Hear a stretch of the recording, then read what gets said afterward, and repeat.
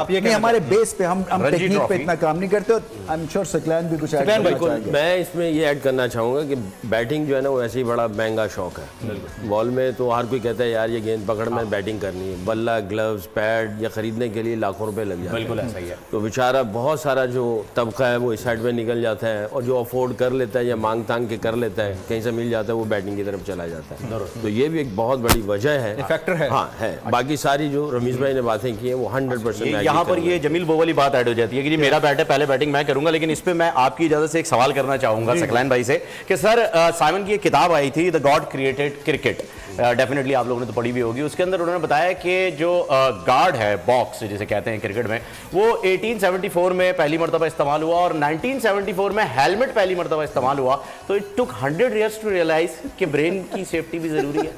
ये सवाल आपकी तरफ है। नहीं आपकी तरफ भी था सकी भाई, आप फौरन उधर घुमा देते। नहीं, एक और चीज भी बाद में याद हुई थी, मैं उस तरफ जाना नहीं चाह रहा। वेल लेफ्ट कर दिया मैंने। आप पहुंच गए होंगे रमीज भाई, आप पहुंच गए ना। अब मैंने कैच ड्रॉप कर दिया। बल्ला, बैट, सेफ्टी हर जगह चाहिए होती है। हाँ सही है। अच्छा, वैसे इस पे याद आया